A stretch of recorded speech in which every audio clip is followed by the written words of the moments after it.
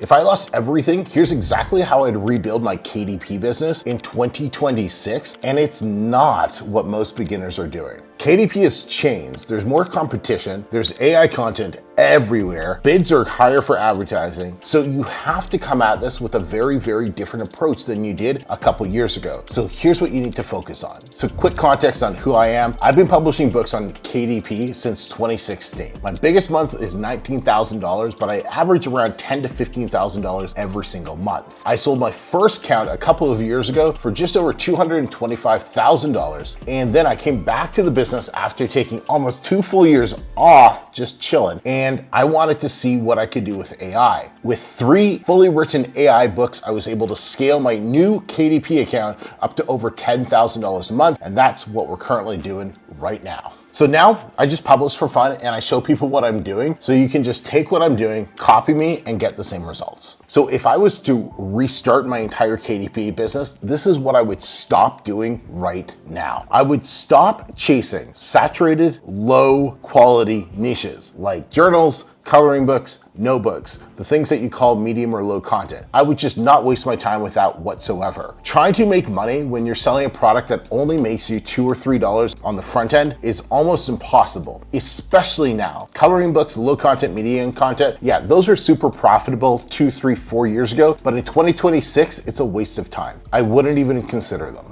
The second thing I would stop doing right away is blindly using ChatGPT to write all my books. Listen, if you're thinking that you can just get ChatGPT to write a book, you take that first output, you copy it and paste it into a Word doc and upload that to KDP, your book's gonna be dead in a matter of months. That is not what the top people who are using AI are doing at all. I would spend my time getting really, really good at prompting and understanding that the better I get at prompting, the less editing and rewriting I'm gonna have to do on the back end. What I would also not do right away is I wouldn't outsource any of my ads to an agency. The biggest mistake I see beginners doing is they don't wanna learn ads, so they just outsource it to an agency. This is the fastest way to guarantee you just lose all your money because you have no clue what they're doing. And not all of them are treated equal. So you have to learn ads before you can outsource your ads to an agency who knows how to run them. And perhaps one of the biggest things I would make sure I'm not doing is I wouldn't focus on publishing mediocre books. I would focus on publishing 5 high quality books and focus on getting 100 reviews on each one. And that is the baseline that I would start my new business with. Now, let's talk about niche selection in 2026. I would definitely make a focus on demand-driven evergreen niches. So what are those niches? Well, it's health and productivity, it's personal development, and my personal favorite, home and crafts. I love publishing books in the home and crafts category. Those are niches that sell all year round. There's always changing demand. There's a bunch load of ideas, and you can always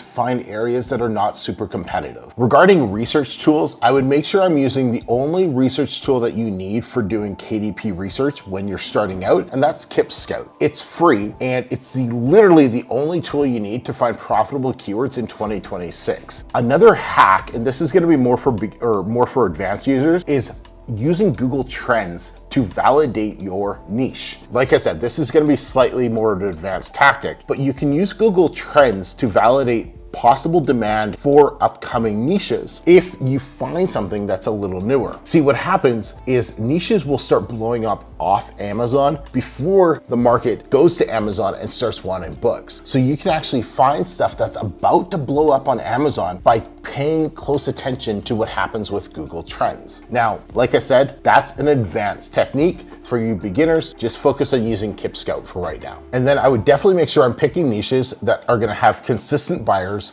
but there's still gonna be room to stand out. And you do this by creating what's called a moat around yourself or around your brand. Now you're probably asking, Emeka, what's a moat? Well, a moat's exactly what it sounds like. It's an impenetrable force that you create around your brand. If you want an example of a moat, go check out Cherry Yoga for Seniors and then go find the pen name Alex Harper. This is a publisher who probably created one of the best moats around his or her brand that I've ever seen. You can't, this person has been the leader in the Cherry Yoga space for well over a year now. And I don't think anybody's gonna be taking that spot anytime soon. They've done everything perfect to the T. They've just completely captured the entire market, and they're still coming out with new books. I just looked at one that was like $4,000 in the bookstore that launched a couple weeks ago. They're absolutely crushing it to the point of $60,000 to $70,000 every single month. That is a moat. Now, let's talk about your first 1 to 3 months, building a really strong foundation. The only thing I would focus on as a brand new KDPer in my first 1 to 3 months is publishing 2 books and getting 100 reviews on each. That's it. Literally nothing else matters. It's publishing 2 high quality books and getting 100 reviews on each of those. That is the only thing I would focus on. It would allow me to learn the most. It would allow me to see what's actually working and what's going to start selling out there. And it just gets me a ton of experience in just a couple weeks. The days of publishing a whole bunch of garbage books are long gone. That's not sustainable. You have to focus on quality in this day and age. Speaking of quality, let's talk book covers. Invest in a professional book cover designer.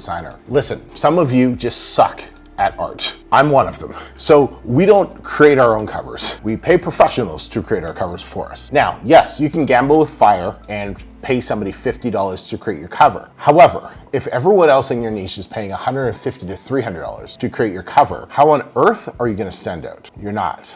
And so you're not going to get a lot of sales. And it may suck, but that's the name of the game. It's business. So you're going to have to find a way to come up with the cash, or you're going to have to find a way to just come up with the cash. That's it. Or find a different niche, really. But you have to spend the money to get a high quality cover. And it's not just having an expensive designer, it's knowing how to work with cover designers. I've seen people use the same cover designer and get one cover that looks like it was done for $5, and then another cover look like it was done for $500. And what comes down to it, it's the instructions that the person who had the better cover gave were so much clearer, so much better. They used ChatGPT to create a concept for the cover, and then they gave that to the cover designer with specific instructions, with specific fonts to use, with specific color schemes to use, with a specific tone and feel and everything. The more detail you can give to your designers, the better the work you're going to get. That's key. And I would also focus on getting really, really good at copywriting, mainly for my A+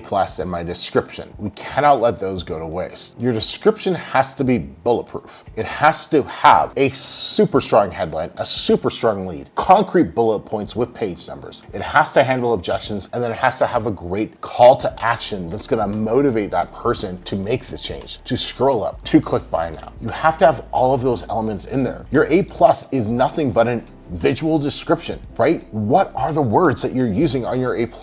The last thing you ever want to do is let your Fiverr designer choose the words that you're using in your A+.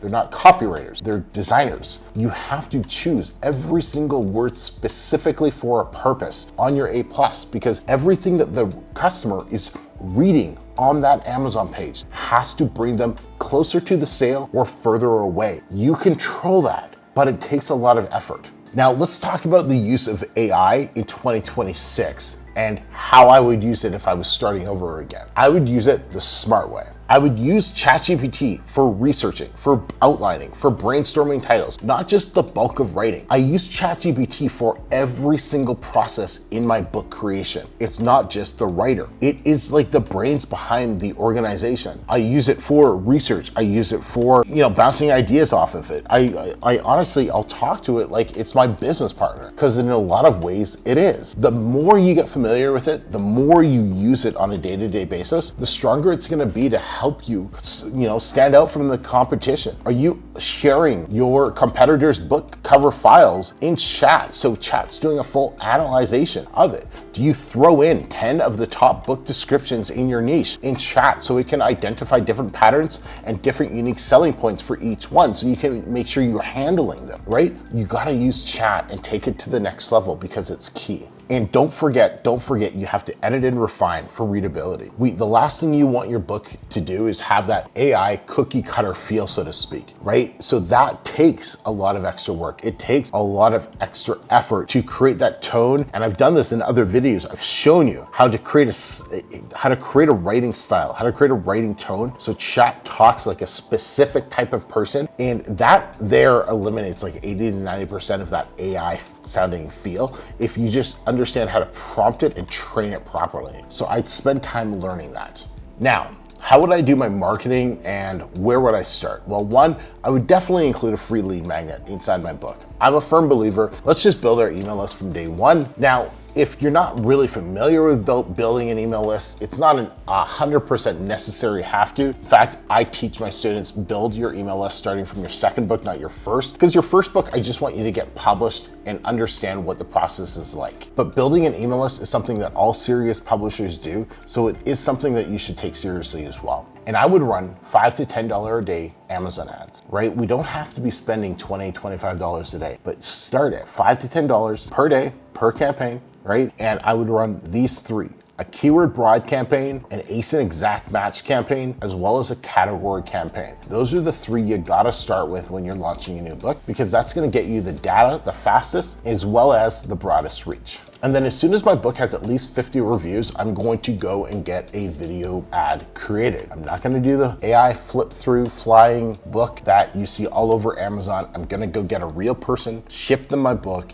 I'm gonna write them a script, and I'm gonna get them to sell the book to my readers via video. That starts as soon as you have 50 reviews and the money to invest it, because it's not cheap. The next thing I would do is focus on long-term scaling. And long-term scaling means looking out for the winners. As soon as you have one book that starts taking off, you double down and you focus and you give that book everything you possibly can, because one book can really turn around and change everything for you. So if you have one that is starting to make more profits every single day, give that book all of your attention. And then find other problems to solve within that niche. So if you're doing, we'll use chair yoga again. If you're doing chair yoga, what are the other problems that people who are buying a chair yoga problem are gonna solve? Well, dieting might be a problem, doing other exercises, maybe exercising outside of the home, staying fit on travel. There's a lot of different things that somebody who buys a chair yoga book is still gonna want to accomplish. So it's your job as a business owner to present those solutions to them so we can solve those problems for them without them having to go to somebody else. And then the last thing I'll leave you guys with is a couple things just to avoid really quick. It's the spray and pray method, right? What that is, it's simply just publishing a whole bunch of books with no strategy and just hoping one will stick. We don't really do that. That's like a 2015 strategy. We don't do that anymore. So you have to have a specific strategy of what you want, where you want to target your books, ignoring the power of building a brand and a